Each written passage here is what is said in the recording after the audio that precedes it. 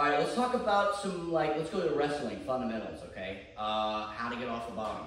And I do believe that a lot of this translates very well to jiu-jitsu. I am very tough from the turtle position because I know how to block off entry and I know how to control hands, okay? So I do believe this is gonna help you a lot. I love when we're practicing turtle because I'm like, good, I can stall. I just feel really tough in there because if you've wrestled for a long time, you've been on your face, okay? And you've been in turtle. So let's talk first about the rules. The way my mat's set up right now, okay, here's and this actually works fine. The rules in wrestling, right, are that my knees, where they touch, okay, have to be behind the line, okay, not this part. If the ref's making you do that, then, I mean, then you review the rule book. Especially if you have a big medialis, you know, and your hands have to be in front. Now, it does not say that you have to put your weight on your arms, and you shouldn't be up here, okay? Everything that I'm going to show you is what I learned from Andy Saris in college wrestling, completely changed the way that I started on the bottom and how I try to get out, which is essential because collegiate wrestling, man, is it hard to get out. Like in high school, my senior year, I swear I didn't get held down for a few seconds. Every time I chose bottom, I was out in seconds. And then I spent my freshman year in college on my face. And it's unbelievable. The guys are just really tough. So here's some tips. Number one, okay? Wide base. Really wide base. Hide your shoelaces. All right? I don't want to give him ankles. Everybody says, oh, that's what lots of people say. This is like how you get out fast. Like, my first move should be pushing back into him because he's going to be pushing forward in order to, you know, help us both stand up, okay? Like if you're pushing off a wall. So, hiding my shoelaces with a wide base, I'm gonna tuck my elbows in. I'll show you this from the front too, okay? I just want to show you where I'm at on the line here. And my elbows are like this, and my elbows are tucked, and I round my back as much as I can. All of these details matter. This week, okay? I'm gonna get smashed, okay? Rounding my back, my hands should have hardly any weight on them because my first move is gonna be to hide the inside. If you've heard me say a lot of things on this channel, it's about elbows, hiding elbows. So if this guy gets on top now, this is what this looks like, okay? I'm here. Always, remember, it's always bottom man set, top man on, right? So we're here. My first move has to be to block this arm. Because if he gets under here, then I'm in a lot of trouble. If he wants to chop, that's fine, okay? Because this is the worst thing is to be here. Because now he can get cross wrists, he can get the claw, he can get a near wrist right here. All of these things, do not stand up if you're not clear. Because you're just gonna get mat returned really hard and then your position is gonna get worse, okay? So when you first start off, this is when you're in the best, we're neutral. We have neutral advantages, okay? So here, my first move, okay, is gonna be, see how I don't have any weight on my arms, on my hands here? Is gonna be to block here, okay, and then my head is gonna come back into him. At the same time, my foot's gonna come out, not over here, but in front, in the center, okay? I'm gonna come here, it's coming here, okay? Now look at, back away for a second. Look where I'm at, okay? So, my foot's here, all the details matter, man. Andy Saris is an amazing coach. You don't want it like this because I can get pushed over it, okay? He even turned his foot angled this way because there's more rubber on the mat for when he pushes into me. It's gonna help me stand up with him. I got all my weight back here so he's not under my hips because he wants to be under my hips. That's how he has to drive me forward. I blocked off this. My head is in the pocket right up underneath near his face and I'm gonna have hand control here, okay? So we're here. Okay, you're gonna have to watch this a bunch of times because this is a lot of details. Okay, I push off. Okay, here enough to get my foot out in front. Here, okay, head goes here. And I'm pushing now.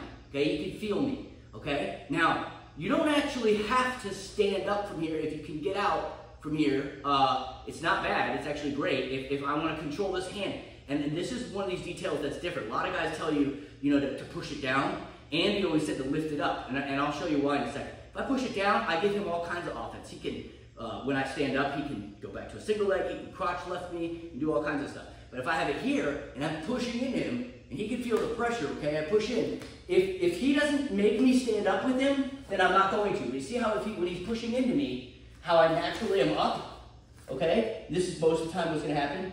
If I go here, he's just gonna cross lift, right? He's now, you know, in the air, ref 1, 2, 3, 4, counts to 5, whatever, doesn't matter. But if he lifts me up in the air, he could potentially lift me, put me on my back, and Turk me, right? All because I pushed the hand down. So I have to maintain this inside control here, and I'm lifting here. My head's here, right in the pocket, and watch. This inside leg is what swings back. I've got the underhook now, and everything I taught you before. Here, right, run to this far side. You know, we got this leg. You know, you could come to the front, depending on what he's doing. You could run him over, right? Watch my underhook series on that. And if you can see, this is how Andy Saris's entire system works together, right? So now, I went from a completely defensive position to an offensive position, lifting this hand up. Notice how I have both fingers here, and coming to the underhook here. I mean, what's he gonna do now? Shoot on me. I mean, he can't. Look at the position I have. 1 second ago I was here. You know, next thing now I'm here. You think like, this guy's just gonna body lock me. Go ahead, whatever, you know. You can't do anything from here. I have inside control.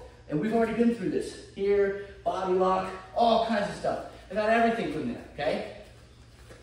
But none of that's gonna happen if I stand up and I'm not blocking this off, okay? If I just stand up, okay, and don't have hand control, and I give him this, he's gonna step in front here, and he's gonna take it to the mat, right? He's gonna get a wrist control, and now I'm worse off than I ever was, right? Because we're here, remember, you're gonna get 2 for 1, okay? This is a good mat return. If he's on his way up, by the way, that's the best time to lift it. So if we're in slow motion here and he starts standing up and he has no hand control, on the way up, okay, so like squat a little bit.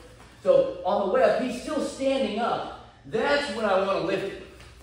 But even if it doesn't happen that way, okay, we're here. I'm going to step here, okay? Don't try to lift somebody from here. It's so hard. You lift from here. Watch. I go here. See that? That weighs more than me. It's not. I'm 200 pounds and he picks me up. Yeah, but it's because of where I'm hitting him with my hips, okay? Don't ever stand up without hand control, okay? In the process of us wrestling here, if we're like going at it and I go to stand up and he gets that, don't stand up. I have to fix this, okay? I might want to stay here. Go ahead, get my wrist again. I have to fix this problem. Now I'm out. You see that? See how I stay tight? Elbows in. This is horrible. This is the worst side. I have to get this out. I cannot stand up with that. Okay? Now, if you're in jiu-jitsu, and I don't know that this translates 100%, I am not suggesting that it does. But I can tell you from the experience that I had in jiu-jitsu, like almost 3 years, is this is good. He's gotta have a hard time choking me, okay? If I have hand control and I'm blocking him off here and stuff, okay? But this is more for you wrestlers, okay?